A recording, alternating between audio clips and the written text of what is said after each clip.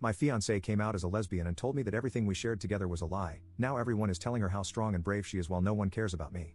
My ex, who I'll call Dana, and I had been together for 7 years, and I thought that she was bi from the beginning.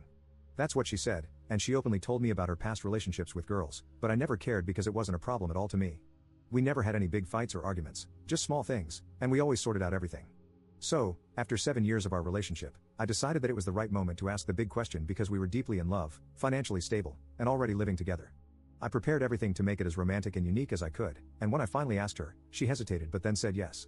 That's when the problem started, because I didn't understand why there was hesitation. When I asked her, she only replied that she was nervous, and I didn't press any further because after all, she did say yes. When it came to telling our family, it was basically only her family because I lost both my parents when I was 20 and my little sister when she was 17.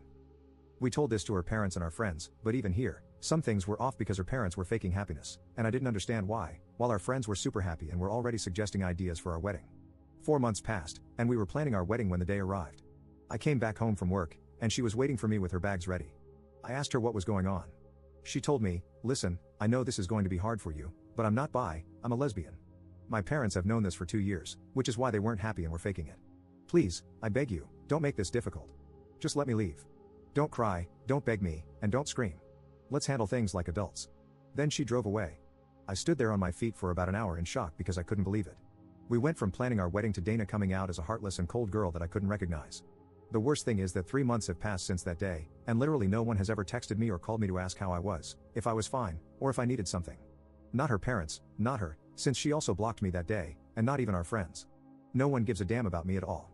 In these 3 months, I've been hospitalized 3 times because I lost extreme weight and have insomnia. I just work and come home, nothing else. While everyone is praising her for coming out, applauding her for finally realizing she was a lesbian, and celebrating her courage to be herself after years of struggling to find her true identity. Right now, I'm not even capable of being mad. I'm just in disbelief about what happened, how fast it all happened, and that no one gives a damn about me because her coming out is considered more important than her ex. Screw them all. Edit. I hope to come here again in a few months and read all this again and believe you, but right now I can't. You all seem like good people and sincere, but believe me, as much as I want to trust you, I simply can't right now. Nevertheless, I want to thank you all anyway. I'm not okay, and the 3 times I was hospitalized, I tried to unalive myself, but I'm not even good at doing that. For 3 months, I've been thinking over and over again if I was the problem, what I could do better, what I did wrong, but nothing changes. So here I am, in the middle of nowhere, seated on a sidewalk like a homeless person, reading strangers' comments on a post that I don't even know why I posted. Again, thank you all. Update 1. So, I wasn't expecting to update so soon, but like some of you folks said, somehow one of my ex-friends saw my post on TikTok, and the absolute mess started and is still ongoing right now. This ex-friend, who I will call Paul, reached out to me and basically told me that he saw the post and knew it was me because I used my ex's real name, and he was shocked to know what really happened. Apparently, Dana told my ex-friends that she came out to me as a lesbian, but I didn't take the news well and tried to lay hands and threaten her, so she told them to never contact me again, and they all believed her. However, when they saw my post, they started pressuring her to confirm if my post was telling the truth or not, and she admitted to the lie. Since Paul's text, I received a ton of texts and calls from everyone asking me how I'm doing, if I'm fine, and expressing apologies for believing Dana and not reaching out to me first. But then there's the real issue, Dana. She texted me asking for forgiveness, saying she's sorry for how badly she treated me and admitting that she invented everything because she was afraid of losing friends. Unfortunately, that's not all. I also got a text from her girlfriend, who I'll call Mary, and basically, she told me that she's sorry for Dana's behavior and for what she did. Here's the issue, she knew Dana for a year, but Dana never told her about me and always talked to her about me as a roommate, so she's considering leaving Dana. As for me, I created a new group chat including them all, even Dana and Mary, and told them that I'm not changing my mind about forgiving them.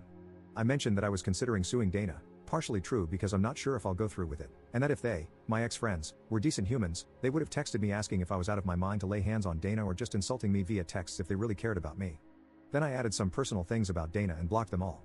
However, my blocking method isn't working because they continue to harass me with texts and calls from other numbers, and even getting other people to call and text me. Crazy stuff is happening, and I still can't believe this mess because I keep thinking it's all a nightmare and I need to wake up. Unfortunately, it's all true. Then, the other thing is that I finally saw a therapist today, and I don't like to admit it, but I cried a lot. I never worked on accepting that my parents and sister are no longer here, and then this thing with my ex added to it, making me explode. So, it's going to be a very long journey, and I hope to reach a point where I feel better. So, that's all for now, and I hope to update you not as quickly as now but when I'm feeling better. Thank you everyone.